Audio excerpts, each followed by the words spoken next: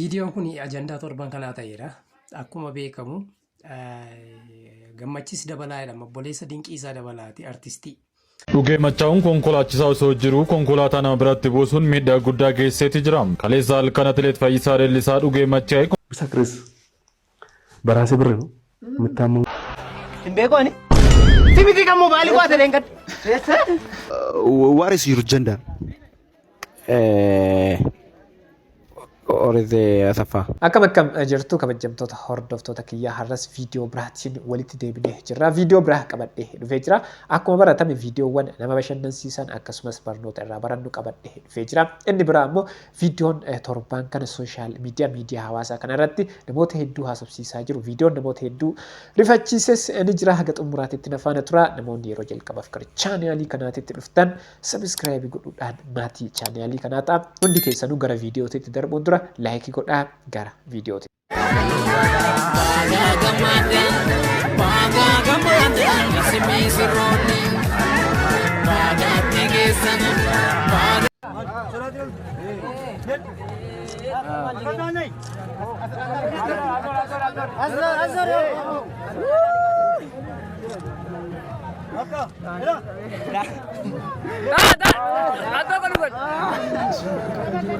Inni jalqaba irratti ilaalle sun jechuudha aadaa naannoo kamiiti. Mee namoonni beektan koomentii jalatti na barreessaa. Wal fuudhuudhaaf yoo murteessitanii jettani dirqama waan beekuu qabdanii viidiyoon itti aanu kun ilaalame. Qoosaan jiru deemnee dhiiga keenya ilaalamnaan siin jedhe. Amma itti mutaarifadheera dhugaa gaafa itti makkamtaa laata. Kunooyyuu dhufeera baqqacha. Maakisha. Latiiko yaada keetti walii galeera amma ol fuudha dandeenya. Yes, fedhiin harmee koos galmaan ga'e jechuudha. Garuu wanta feet jira. Maal taafe? Deemnee qoratamuu qabna. Maal balleessinee qoratan? Qoosaan jiru deemnee dhiiga keenya ilaalamnaan siin jedhe. Maaliif barbaachise? Wajjin jiraachuu erga murteessinee waan hundumaayyuu tokko tokkoon baruu qabna. Maal fa'a? Qulqullina dhiiga keenya dhala godhachuu akka dandeenyu walumaa galatti guutummaa fayyaa keenya.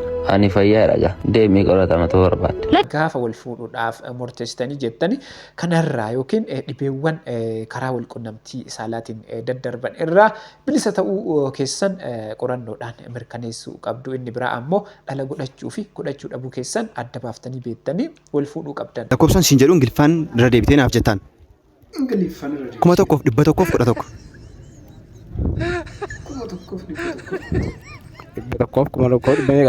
1,111 Ingiliffaan irra deebiinaa jedha. Kaboreen jedhan beel. How old are you?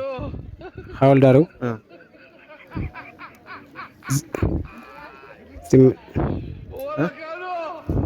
Okay, naman nega.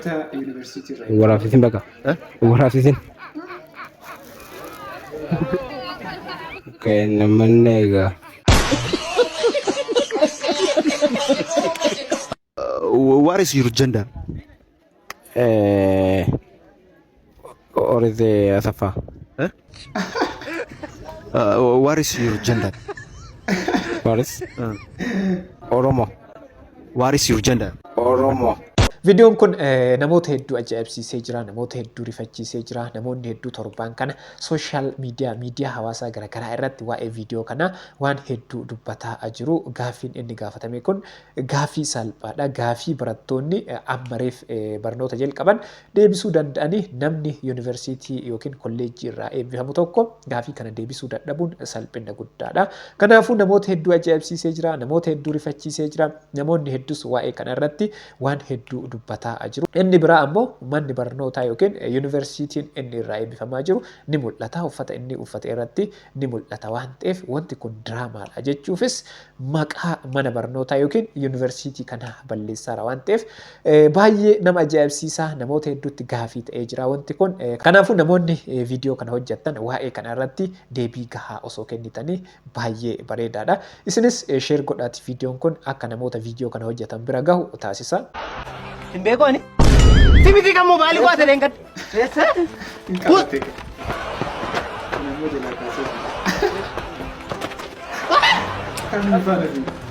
Kami fare figo. Sabes kasih figo sih.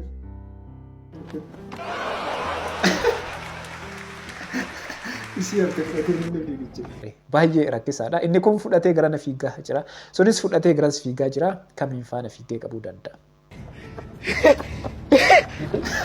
Maal? Kana gaa ijoollee magaalaa keeti.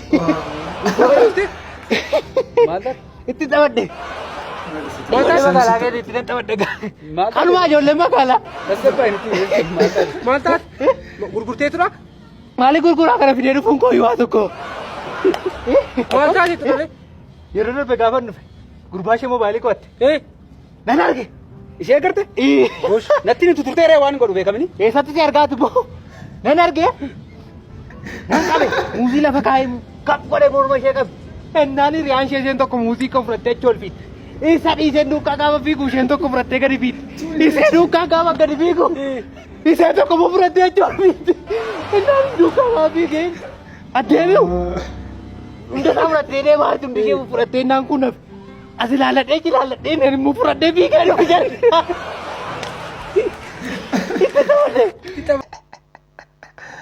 Itti taphadhe maaliif itti taphatte isaanis itti taphataa oolanii jiru. Markaattoo deemtee gaafattuun bilbila si keessaa fuutu jedha.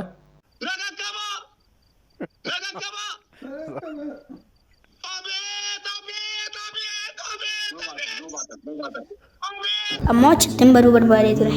Baduu ishee maqaan kee eenyudha? Maqaan kee sirrii? Gammachuu xiqqoo. Ishee maal taanaa makiinaa lixxee? Asii Addis Ababaa barbaadee deema barbaadee tan deeme. Addis Ababaa ruuchaa deemuuf ture? Ammoo achittiin baduu barbaadee ture. Baduu barbaadee? Maaliif badda? Biyya kana keessa waggaa lama taa'eera maal nama jedhadhee edeen achi dhaqe. Biyya kana keessa waggaa lama teessee maal lafa eddatti deemu barbaadde? Okay, makiinaa akkamitti immoo? Paabliikii. Eessa isaa? Garaa jala. Garaa jala? Garaas safara kam? Safara gommaa fuuldura. Safara gommaa fuuldura? Jala isaa moo irra keessa isaa? Jala isaa. Okay, achi irratti mudannoo akkamitti mudate? Awwaara kana fa'a na mudate. Awwaara fa'a? Jala iddoo kamiin teessaa? Gommaa fuuldura isaa walitti ganaanyamu. Gommaa fuuldura isaa walitti ganaanyamu? Mucaa kana namni hin beekne hin jiru waa'ee isaa namni hin dhageenye hin jiru jedhee yaada maaliif haala baay'ee nama ajaa'ibsiisuun konkolaataa jala taa'ee Dambidolloo irraa gara magaalaa Finfinneetti dhufee jira. Baay'ee rakkisaadha nama gaddisiisa. Ammas wanti akkanaa kunis hin dhaabanne waan ta'eef mee viidiyootti aanu kana haa ilaallu.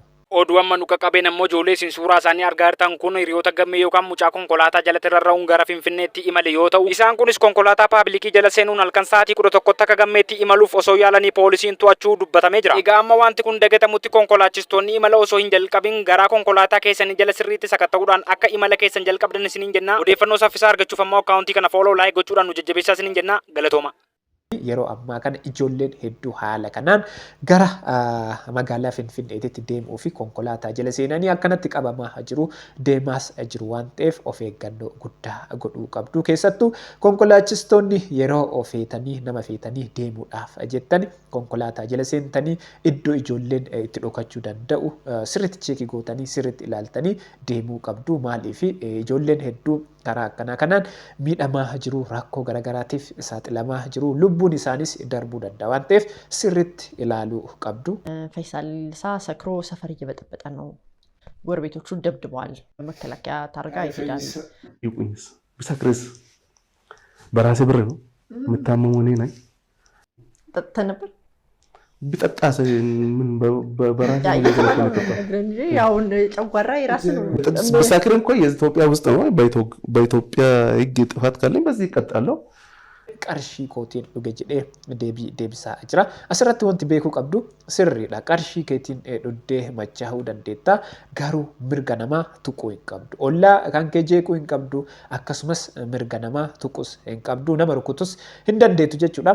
Akkasumas torbaan kana waa'een isaa wanti inni hojjete namoota hedduu ajaa'ibsiisee jira. Dhugee machaa'uun konkolaachisaa osoo jiru konkolaataa nama biratti buusuun miidhaa guddaa geesseeti jira. Kaleessa halkan atileet Fayyisaa Leellisaa dhugee machaa'ee konkolaachisaa osoo jiru Finfinnee naannawa Jamoo Mikaa'elitti nama lama irraan miidhaa kan geesse yoo ta'u namoota miidhaman keessaa inni tokko du'aaf jireenya jidduu kan jiruu fi kutaa ICU jira jedhame. Fayyisaan balaa kan erga geesseen booda poolisoonni magaalaa Finfinnee to'annoo jala oolchuuf yommuu yaalan meeshaa itti fudhachuun sodaachisee ofirraa dhorkee kan deemee fi hanga ammaatti to'annoo seeraa jala kan oolletu himamaatti jira. Kun balaa tasaati waan ta'eef atis boru ni agarta jedhee Fayyisaa Leellisaa atileet Fayyisaa Leellisaa fuula feesbuukii isaa irratti barreeffama kana fakkaatu barreessee jira. Asirratti wanti nama jibbisiisu namni kun erga balaa kana geessiseen booda namoota miidhaman kanneen gara mana yaalaa geessee yaalchisuu yookiin wal'aansa akka argatan taasisuu qaba malee dhiisee biraa deemuun akkasumas qaama seeraa dhiyeessuun isaa kun sirrii miti.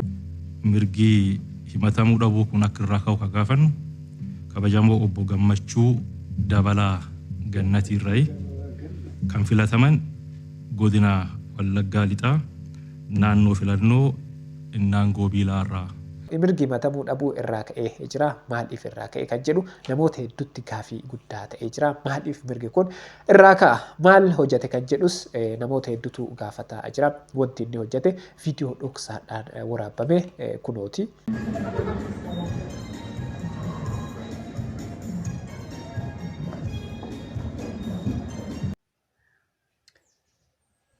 Viidiyoon kun ajandaa torban kanaa ta'eera. Akkuma beekamu Gammachis Dabalaa jedhama. Obboleessa Dinqiisaa Dabalaati artistii. Haa ta'u gamme hammeenyaaf miti kanan dhufe anaafatti kiloozilii sooshaal miidiyaa kanarratti walitti dhiyaannaa keessaan illee walii babarreessin ammallee onlaayinii irraa baddeetti arga wannoo kana wanneessite malee namoonni ajandaa godhaniitu kan isaanii gidduu kana afarsaa jiranii namoota muudama caffee Oromiyaa keessaati gahee qaban isteekhoolderii ta'anidha. Haa ta'uuti egaa kana waajjira mootummaa hunda keessa jira. Parsantii 80 ol gaggeessitoonni waanuma kana godhu, waanuma kana wanneessanii jiraatu. Waan tokko dhimma tokko dhiiraaf fixuu fi harkaan deemii waa cafaqeedhu. Dubartiidhaaf fixuuf immoo wantoota ishee kana gaafatu wajjin ciisuu yookaas immoo waliin sagaagaluudha kan isaan gaafatanii. Kana lamman gidduutti xumurama gaa, kana lamman gidduutti godha. Kana gaa hoogganaa waajjira kamiyyuu kan kana hin goone hin jiru jedhee kanaan durallee yeroo kan Baaltazaarillee akkasuma dubbadheera. Namoonni tokko tokko aangoo isaaniitti fayyadamanii fedhii dhuunfaa isaaniitiif waan akkanaa kana namoota tokko tokko irratti raawwataa jiru, waan hedduu hojjetaa jiru. Wanti akkanaa kun sirrii miti. Namoonni kunniin jaalatee osoo hin ta'in aangoo isaaniitti fayyadamanii sobanii kana sii goona jechuudhaan yeroo ammaa kana uummata irratti waan hedduu hojjetaa jiru. Mootummaanis namoota akkanaa kanneen barbaadee aangoo irraa kaasuun isaa baay'ee namatti tola, waan bareedaa hojjetaa jiru. Inni biraa ammoo wanti inni hojjete kun karaa seeraatiin yookiin gama seeraatiin akkamitti ilaalama. Egaa obbo Gammachuun immoo kan himatamuu danda'anu seera yakkaa keeyyata 652 adaaltarii yookaan immoo osoo gaa'ela qabanuu dubartii biraa waliin ciisuun yookaan ciisuuf yaaluun yakka ta'uu achi jala kaa'ee jira jechuudha. Egaa yakki kun kan hojiirra oolu yookaan immoo obbo Gammachuun adabamuu hidhaa salphaan adabamuu kan danda'anu yoo haati manaa isaanii deemtee himannaa yookaan qorannoon akka irratti geggeeffamu gootee fi akkasumas immoo dubartiin isaan wajjin ciisan umuriin ishee waggaa 18 gadi yoo ta'e akkasumas immoo gaa'ila keessa dubartiin sun yoo jiraatte obbo Gammachuun hidhaan adabamuu danda'u jechuudha. Kanaan alatti seerri biraa obbo Gammachuun ittiin adabamuu danda'anu dhimma kanaan wal qabatee hin jiru. Haa ta'u malee caffeen immoo miseensi isaanii yookaan miseensi caffee kuni duudhaaf safuu hawaasaa balleessuun akkasumas immoo naamusa miseensa caffee tokko irraa eegamu hin baanne jechuudhaan irraa himata yookaan immoo himanni akka itti banamuu danda'uuf mirga himatamuu dhabuu isaanii irraa kaasee jira jechuudha. Viidiyoon guyyaa har'aa kana fakkaata. Isinis yaada keessan yaada qabdan yaada kamiyyuu koomentii jalatti naa barreessaa. Ana wajjin viidiyoo itti aanuun wal agarraa hangasitti yeroo